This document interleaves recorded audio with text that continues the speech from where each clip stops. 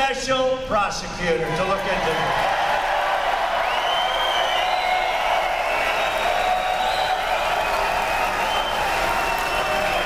The problem is, with the administration rigging the system, it's a rigged system, folks, to protect her vast criminal behavior, the real jury is going to be the American voter on November 8th. Hillary Clinton thinks she's above the law. And honestly, folks, she's got nothing going. Got nothing going.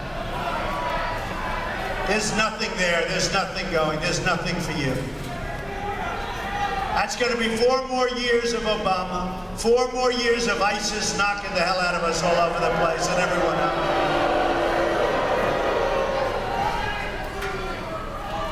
Got nothing going.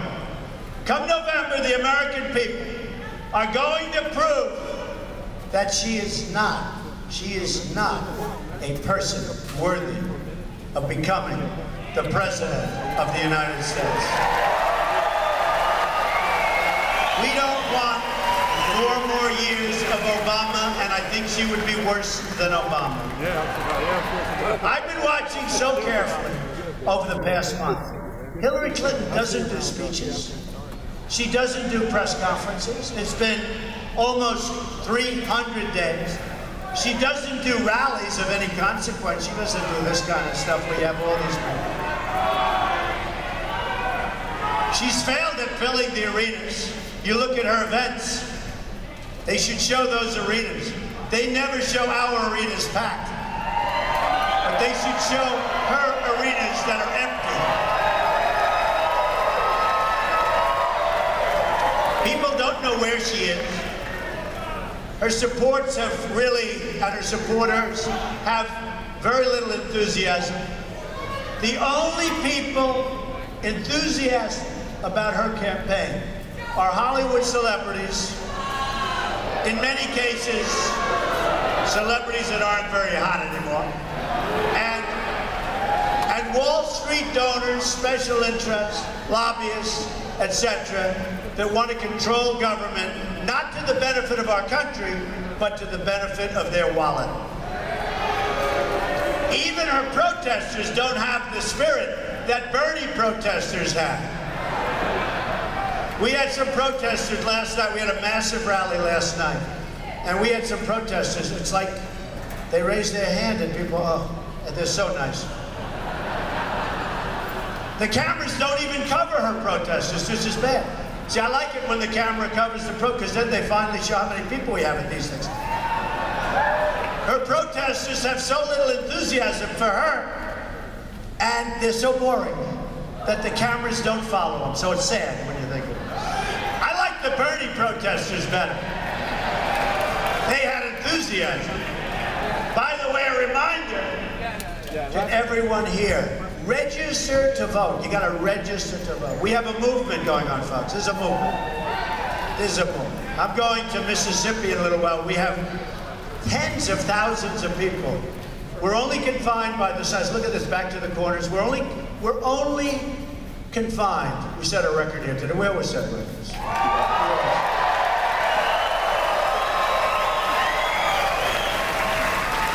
In 4 instances, for some reason, we've beaten Elton John's record. He's a great guy. But we've beaten Elton John, and he has pianos, right? I don't have a piano. No piano. But we've beaten 4 times Elton John's records at arenas. Together, we're going to restore ethics and honesty to our government. We're also going to restore safety to our country. Hillary Clinton, and maybe this bothers me almost more than anything else because I know bad things are going to happen.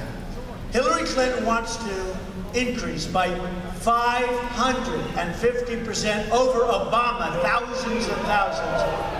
Syrian refugees coming into our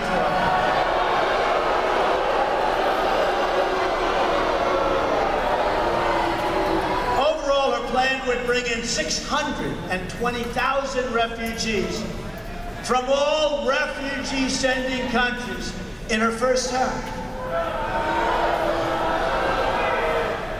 This is the same time, we and Europe and everywhere else is experiencing tremendous problems, not only with attacks, but with lone wolf attacks. That's sickos that by themselves do tremendous destruction.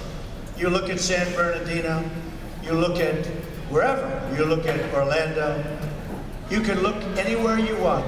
The lone wolf attacker, the sicko, and we're allowing them in by the tens of thousands. How stupid are we? How stupid are we?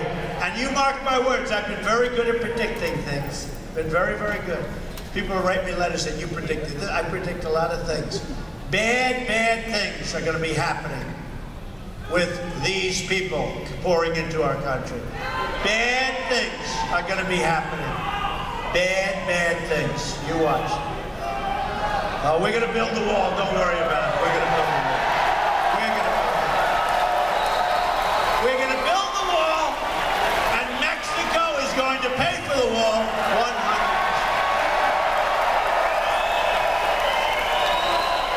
And it's going to be a big wall. It's going to be a real wall.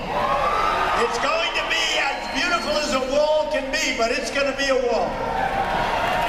And we're going to have protection for tunnels so that people can't tunnel under. We can easily have protection. But we're going to have protection for tunnels.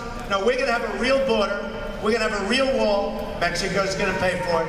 Mexico, right now, we have a trade deficit with Mexico of approximately $60 billion a year. Believe me, the wall is peanuts compared to the kind of money they're making with the United States.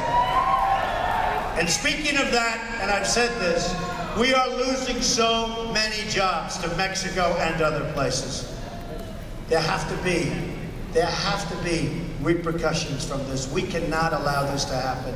We cannot allow these countries, because their leaders are smarter than our leaders, because their negotiators are better, because we have, frankly, very, very stupid people representing us.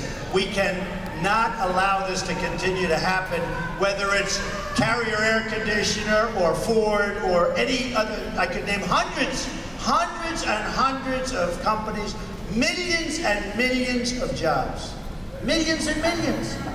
We cannot allow this to continue to happen. We won't have a country any longer. I'm going to suspend immigration wherever effective screening cannot take place. And I am going to institute a new ideological screening program to keep out people who don't share our values of love and respect.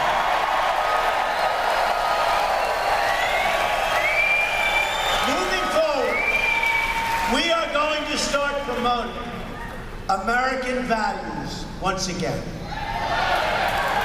It's time to put the era of division behind us and to embrace a new American future based on our common values and our principles. Our principles.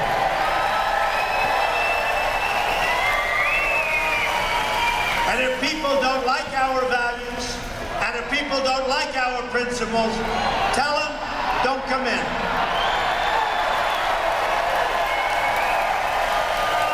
I understand that the Wall Street donors and the Washington insiders don't want change. We know why. They're making a fortune. They want things to keep going on exactly as they are. That's why they're throwing so much money to Hillary Clinton. It's the powerful protecting the powerful. I used to be doing that also, folks. I hate to tell you, it's very easy. I know the business better than anybody. I know this subject better than anybody that's ever run for any office. Okay? 16 months ago, I was like the fair-haired boy. All of a sudden, I'm an outsider. You know, it took just a few words. I am going to run for president. I became an outsider.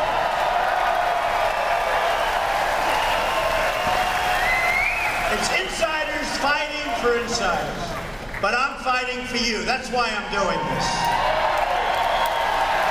I built built a great company. Believe me, I didn't need to do this. This is a lot of work, a lot of energy, and I'm spending my money, by the way. A lot of energy.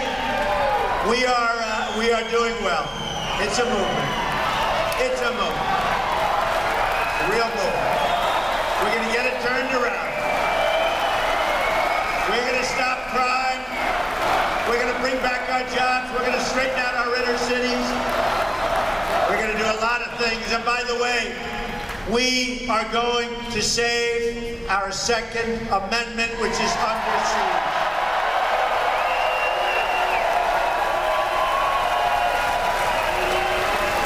If in San Bernardino or Orlando or in Paris, where, by the way, they have the toughest gun laws in the world, if you had this gentleman right there, or this woman right here, right, or that gentleman right there, standing there with a gun strapped to his or her side, when these animals came in, and they started shooting people that had absolutely no protection, it would have been a whole different story, folks. It would have been a whole different story.